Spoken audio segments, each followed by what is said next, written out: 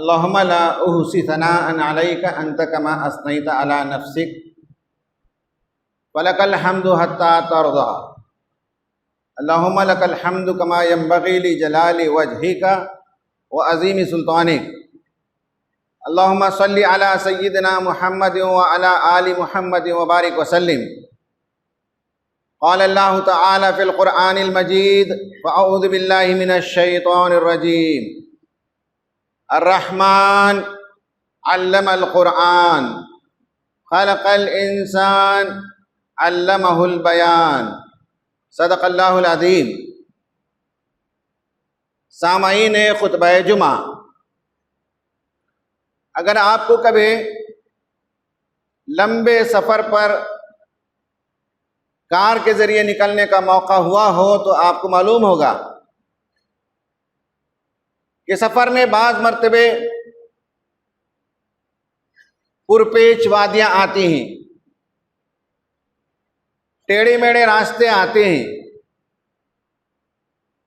اندھیرے سرنگوں سے بھی گزرنا پڑتا ہے۔ تو ایسے میں صرف ڈرائیور کی عقل اور اس کے حواس خمسہ پر انحصار نہیں کیا جاتا، بلکہ اس کے بازو والی سیٹ، اس کا ٹیکنیکل نام ہی نیویگیٹر سیٹ ہوتا ہے۔ آج نیویگیشن کے ڈیوائسز آ گئے، پچھلے زمانے میں ڈیوائسز نہیں تھے تو اس کو نیویگیٹر سیٹ کہتے ہیں۔ تو نیویگیٹر ایک ہوتا ہے جو رہنمائی کرتا ہے، کبھی موڑ آئے تو وہ بتاتا ہے، کبھی وادیاں آئیں تو وہ رہنمائی کرتا ہے، کبھی سرنگوں سے گزرنا پڑتا ہے تو اس وقت تو بتاتا ہے کہ رفتار کیا ہونی چاہیے۔ جہاں راستہ گم ہونے کا اندیشہ ہو وہاں ہمارا جو نیویگیٹر ساتھی وہ بتاتا ہے کہ یہاں دائیں مڑنا ہے یا بائیں کو مڑنا ہے۔ در حقیقت ہماری زندگی بھی ایک سفر ہے، پیدائش سے لے کر موت تک ایک سفر ہے، اور ہماری منزل موت کے اس پار ہے۔ اس سفر میں بھی کبھی ہوا کے ٹھنڈے جھونکے لگتے ہیں، کبھی باد مخالف کا سامنا کرنا پڑتا ہے، کبھی خواہشات نفس کے دلدل سے گزرنا پڑتا ہے، کبھی تعصبات اور نفرت کی تنگنائیوں سے گزرنا پڑتا ہے، کبھی اضطراب اور بے چینی کے سرنگوں سے بھی گزرنا پڑتا ہے۔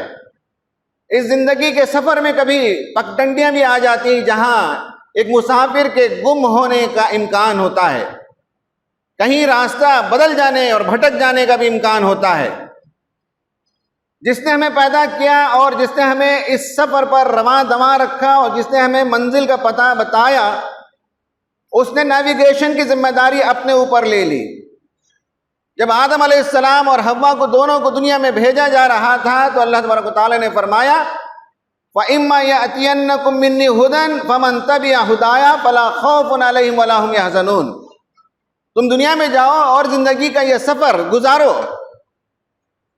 اور جب جب تمہیں پریشانی لاحق ہو، تمہیں راستے کی تلاش ہو، تمہیں منزل دور نظر آئے اور کبھی بے قراری آ کر دبوچ لے، تو ایسے میں تمہارے لیے میں ہدایت کا سامان کرتا رہوں گا۔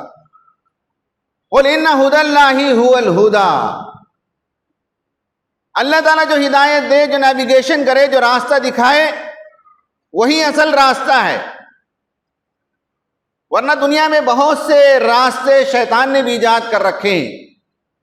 قُلْ أَنَدْعُو مِن دُونِ اللَّهِ مَا لَا يَنفَعُنَا وَلَا يَضُرُّنَا وَنُرَدُّ عَلَىٰ أَعْقَابِنَا بَعْدَ إِذْ هَدَانَا اللَّهُ كَالَّذِي اسْتَهْوَتْهُ الشَّيَاطِينُ فِي الْأَرْضِ حَيْرَانٍ۔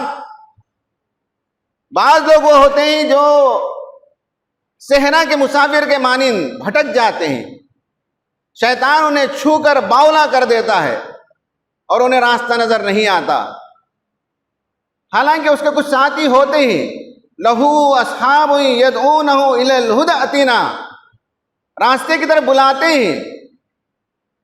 تو یہ جو راستہ ہے زندگی کا، اس سفر میں ہماری جو رہنمائی کرنے والی چیز ہے وہ اللہ تعالیٰ کی کتاب ہے، قرآن مجید۔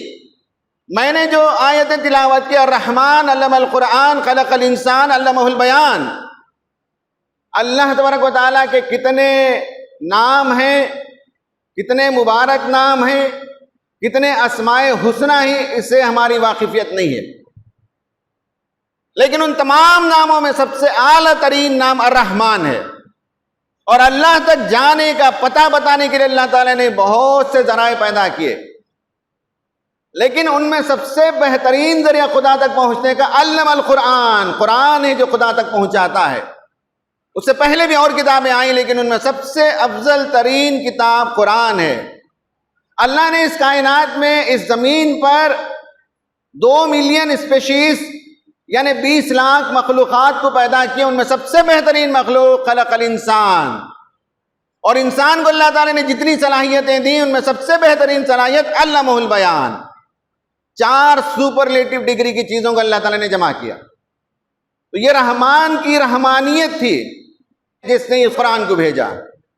قرآن فرد کی زندگی کو بھی درست کرتا ہے، خاندان کو بھی ٹھیک کرتا ہے، اور سماج کی بھی اصلاح کرتا ہے۔ تاریخ گواہ ہے کہ جن لوگوں نے قرآن کو تھاما دنیا میں وہ امام ہو گئے۔ اللہ کے رسول صلی اللہ علیہ وسلم اس کلام کو لے آئے، اور جو لوگ اس کلام سے متاثر ہوئے ان کی زندگی کے اندر انقلاب آ گیا، اور وہ چند لوگ تھے جو اٹھے اور پوری دنیا کو انہوں نے متاثر کر دیا۔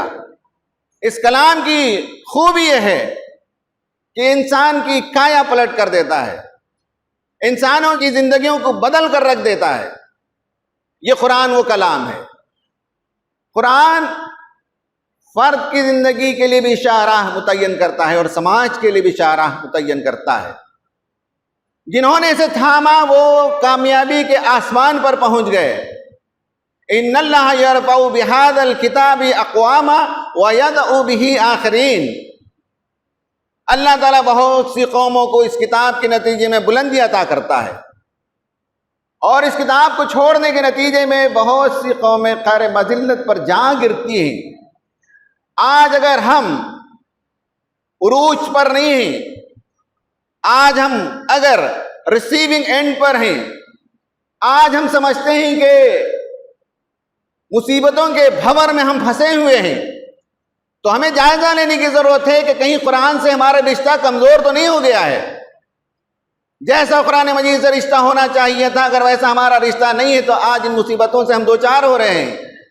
اور ترقی کا ایک ہی راستہ ہے قرآن کو تھامنا، قرآن سے قریب ہونا۔ اور اگر جس دن امت مسلمہ کی ایک بڑی تعداد اس کی طرف ویسے لوٹ آئے جیسے لوٹ آنے کا حق ہے، ویسی تلاوت کرے جیسے تلاوت کرنے کا حق ہے، تو پھر امت مسلمہ کی زندگی کے اندر ایک نیا سورج طلوع ہو سکتا ہے۔ قلت اور کثرت کوئی معنی نہیں ہے سماجی زندگی میں۔ کم من فئۃ قلیلۃ غلبت فئۃ کثیرۃ باذن اللہ۔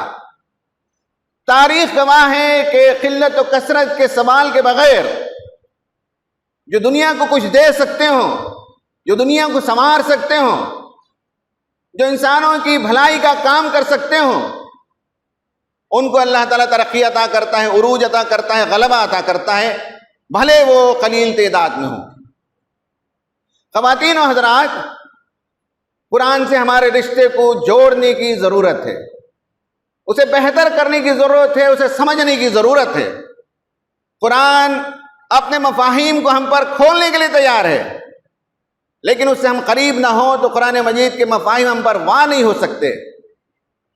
کسی فرد کو جانچنے کے جیسے 3 معیارات بتائے جاتے ہیں، یا تو آپ نے کبھی اس کی صحبت اختیار کی ہو، یا آپ نے اس کے ساتھ سفر کیا ہو، یا آپ نے اس کے ساتھ کوئی معاملہ کیا ہو، تب پتہ چلتا ہے کہ وہ آدمی کیسا ہے۔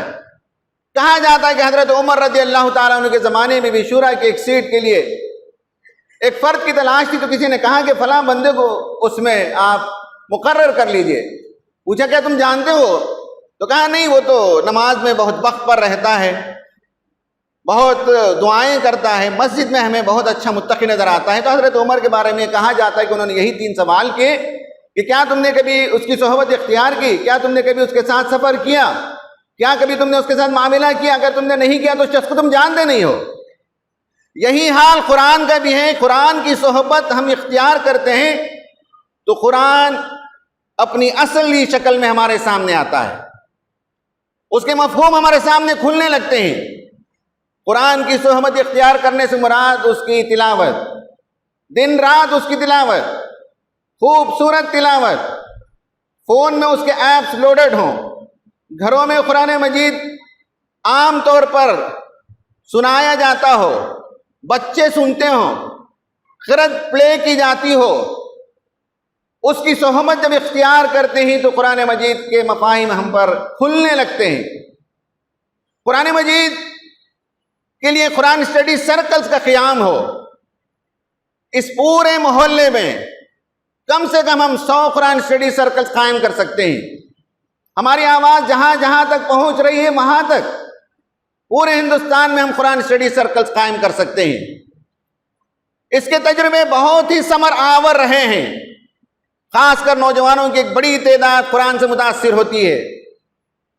آپ انفرادی طور پر قرآن کی صحبت اختیار کیجئے، گھر میں اہل خانہ کے ساتھ بیٹھ کر روزانہ 1 آیت 2 آیت کی تلاوت کیجئے، یا ہفتے میں 1 مرتبہ دوستوں کو ساتھ لے لیجئے، 10-12 لوگوں کو، اور قرآن مجید کا مطالعہ کریں۔ کیسے کیا جاتا ہے اس کے الگ الگ میتھڈز ہیں، اس کے الگ الگ تجربے ہیں۔ آپ جس میتھڈ سے بھی جمع ہو کر قرآن کی صحبت اختیار کریں گے، قرآن آپ کو اپنی اصلی شکل میں آپ کے سامنے آئے گا، اس کے مفہوم سمجھ میں آنے لگیں گے، اور لگے گا کہ یہ آیتیں آج ہم پر نازل ہو رہی ہیں۔ تیرے ضمیر پہ جب تک نہ ہو نزول کتاب، گرہ کشاہ نہ رازی نہ صاحب کشاف۔ بعض مرتبہ قرآن مجید کی آیتوں کو ہم پڑھتے ہیں تو لگتا ہے کہ آج کے پس منظر میں، آج کے کانٹیکس میں بالکل آج یہ قرآن مجید کی آیت نازل ہوئی ہے۔ حضرت عمر رضی اللہ تعالیٰ عنہ کا واقعہ ہمیں معلوم ہے کہ جب نبی کریم صلی اللہ علیہ وسلم اس دنیا سے چلے گئے تو وہ اس حقیقت کو تسلیم کرنے کے لیے تیار نہیں تھے۔ تلوار انہوں نے باہر نکال لی تھی اور کہنے لگے کہ اگر کوئی کہے کہ محمد کا انتقال ہو گیا تو میں اس کا سر قلم کر دوں گا۔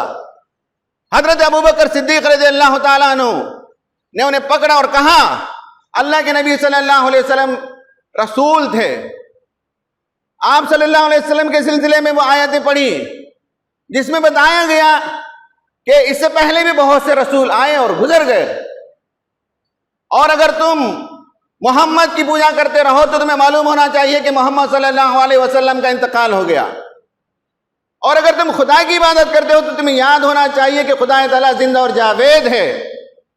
وما محمد الا رسول قد خلت من قبلہ الرسل افئن مات او قتل انقلبتم علی اعقابکم۔ اور کہاں تفصیل سے وہ آیت آتی ہے۔ جب وہ آیتیں پڑھی گئیں تو حضرت عمر رضی اللہ تعالیٰ عنہ نے فرمایا کہ مجھے لگا کہ یہ آیت آج نازل ہوئی ہے۔ تو بعض مرتبہ قرآن مجید کی آیتیں لگتی ہیں کہ آج کے سچویشن کے لیے بالکل فٹ ہوتی ہیں اور ٹھیک ٹھیک سلوشن ہمارے سامنے پیش کرتی ہیں۔ قرآن کی صحبت اختیار کرنے کا سب سے بہترین وقت تو تہجد کا وقت ہے۔ وَرَتِّلِ الْقُرْآنَ تَرْتِيلًا، تہجد کے وقت میں کھڑے ہو کر قرآن کو ٹہر ٹہر کر پڑھنے لگتے ہیں تو اس کا ایک خوشگوار اثر انسانی طبیعت پر ہونے لگتا ہے۔ علامہ اقبال نے فرمایا، عطار ہو، رومی ہو، رازی ہو، غزالی ہو، کچھ ہاتھ نہیں آتا بے آہ سحر گائی۔ جب آدمی تہجد کو اٹھ کر قرآن مجید کی تلاوت کرتا ہے تو اس کے عقل کے اندر نور آنے لگتا ہے، اس کی شخصیت منور ہوتی ہے، اس کی سوچ منور ہو جاتی ہے، اس کی زبان درست ہو جاتی ہے، اس کی زبان میں تاثیر پیدا ہو جاتی ہے۔ قرآن کی صحبت اختیار کرنے سے قرآن مجید کی اصلی حیثیت ہمارے سامنے آتی ہے، جیسا کہ کسی فرد کی صحبت اختیار کرنے سے ہمیں معلوم ہوتا ہے کہ وہ فرد کیسا ہے۔ دوسرا یہ ہے کہ قرآن مجید کے ساتھ سفر کیا جائے۔ جب کسی کے ساتھ ہم سفر کرتے ہیں تو ہمیں اس شخصیت کا صحیح اندازہ ہوتا ہے۔ قرآن بھی ہمیں سفر پر لے جاتا ہے۔ قرآن مجید کی تلاوت جب ہم کرتے ہیں تو کبھی ہمیں ٹائم لیس ٹائم میں لے جاتا ہے۔ آدم علیہ السلام کی تخلیق کا واقعہ جب ہم پڑھتے ہیں تو ٹھیک اس منظر میں پہنچ جاتے ہیں۔ عرش الہی سے تفہیم ہو رہی ہے کہ میں ایک مخلوق بنانے والا ہوں، صف بستہ فرشتے کھڑے ہوئے ہیں اور اللہ تعالیٰ سے سوال کر رہے ہیں کہ کیا وہ بندہ دنیا میں جائے گا تو خون خرابہ نہیں کرے گا؟ اللہ تعالیٰ فرماتا ہے میں جانتا ہوں تم نہیں جانتے۔ آدم علیہ السلام کی تخلیق ہوتی ہے، فرشتے سجدہ کر رہے ہیں، شیطان ایک جانب کھڑا ہوا ہے، سجدہ کرنے سے انکار کرتا ہے۔ آپ کو لے جاتا ہے قرآن مجید ابتداء آفرینش میں، آپ کو لے جاتا ہے مصر میں، دربار فرعون میں۔ آپ دیکھ رہے ہیں کہ فرعون کس طرح تم تراق کے ساتھ بیٹھا ہوا ہے، موسیٰ علیہ السلام کس کانفیڈنس کے ساتھ گفتگو کر رہے ہیں۔ فرعون ہے کہ تمسخر کر رہا ہے، استہزاء کر رہا ہے، مشتعل ہوئے بغیر موسیٰ علیہ السلام ہے کہ اپنا کام جاری رکھے ہوئے، اپنی بات جاری رکھے ہوئے ہیں۔ قرآن آپ کو لے جاتا ہے وہاں جہاں قارون اپنے دولت کے ساتھ باہر نکلا ہوا ہے، کمزرف لوگ ہیں کہ اسے للچائی ہوئی نگاہ سے دیکھ رہے ہیں، موسیٰ علیہ السلام منع کر رہے ہیں، اور اس کے بعد اللہ تعالیٰ کا حکم ہوتا ہے تو قارون زمین میں دھنستا چلا جاتا ہے۔ قرآن آپ کو مدین لے جاتا ہے، قرآن آپ کو نینوا لے جاتا ہے، قرآن آپ کو تباہ شدہ بستیوں کے سفر پر لے جاتا ہے، آسمان و زمین کی سیر کراتا ہے، تخلیق کائنات کے اس واقعے کی طرف لے جاتا ہے۔ جب آپ قرآن کے ساتھ سفر کرنے لگتے ہیں تو آپ کے اندر وسعت پیدا ہو جاتی ہے، آپ کے اندر گہرائی پیدا ہو جاتی ہے، آپ وہ سب کچھ جاننے لگتے ہیں جو آپ کے آس پاس کے انسان اس سے نابلد ہوتے ہیں، جاہل ہوتے ہیں، انہیں کچھ نہیں معلوم ہے یہ ساری چیزیں۔ لیکن آپ نے قرآن کے ساتھ سفر کیا تو قرآن نے آپ کو اس سفر کے دوران نئی نئی معلومات فراہم کر دی، آپ مالا مال ہو جاتے ہیں۔ اور تیسرا طریقہ کسی کو پہچاننے کا، اس کے ساتھ معاملات کرنا ہوتا ہے، لین دین کرنا ہوتا ہے، ٹرانزیکشن کرنا ہوتا ہے۔ قرآن کے ساتھ بھی ہم لین دین کرتے ہیں۔ طالب علمی کا زمانہ آیا تو ہم اس سے معاملہ کرتے ہیں کہ علم کو کیسے حاصل کیا جاتا ہے۔ شادی کی عمر ہوتی ہے تو ہم اس سے پوچھتے ہیں اور وہ ہمیں بتاتا ہے، ہم اس سے آئیڈیا لیتے ہیں کہ شادی کیسے کی جاتی ہے، بیوی کے ساتھ حسن معاشرت کیسے کی جاتی ہے۔ جب ہم والد بن جاتے ہیں، پیرنٹس بن جاتے ہیں تو پیرنٹنگ کیسے کرنی چاہیے، قرآن سے ہم لیتے ہیں وہ آئیڈیا، ہم اس سے معاملہ کرتے ہیں، ہم اس سے ٹرانزیکشن کرتے ہیں، ہم اس سے پوچھتے ہیں، وہ ہمیں آئیڈیا دیتا ہے۔ جب ہمیں مشکل حالات پیش آ جائیں تو اس وقت ہم اس سے پوچھتے ہیں، قرآن ہمیں بتاتا ہے کہ ایسے حالات میں ہمیں کیا کرنا چاہیے۔ تجارت کا وقت آتا ہے تو ہم اس سے پوچھتے ہیں، قرآن ہمیں بتاتا ہے کہ تجارت کے صحیح طریقے کیا ہیں، غلط طریقے کیا ہیں۔ یہ وہ تین طریقے ہیں جس سے ہم قرآن مجید سے خوب استفادہ کر سکتے ہیں۔ ہم اس کی صحبت اختیار کریں، ہم اس کے ساتھ سفر کریں، اور ہم اس کے ساتھ معاملات کریں۔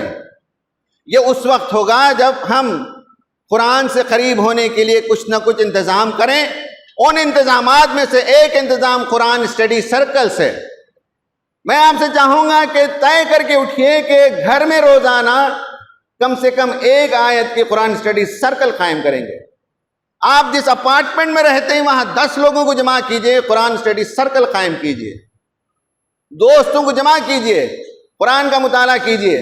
دیکھیے کہ زندگی کیسے مالا مال ہو جاتی ہے، کیسے اللہ تعالیٰ حکمت و دانشمندی عطا کرتا ہے، کیسے زندگی کو درست کر دیتا ہے، کیسے آپ کے دلوں کے اندر انسانیت کا درد پیدا ہوتا ہے، دین کی اقامت کے لیے کھڑے ہوتے ہیں، آخرت کی جواب دہی کا احساس ہونے لگتا ہے، ظلم کسی پر نہیں کریں گے، ناروا کسی کے ساتھ سلوک نہیں کریں گے، زندگی کی کایا پلٹ جاتی ہے۔ اللہ تعالیٰ سے دعا ہے کہ اللہ تبارک و تعالیٰ ہمیں قرآن سے کما حقہ رشتہ قائم کرنے کی توفیق عطا فرمائے۔ آمین وآخر دعوانا ان الحمد للہ رب العالمین۔ اقول قولی ھذا استغفر اللہ لی ولکم اجمعین۔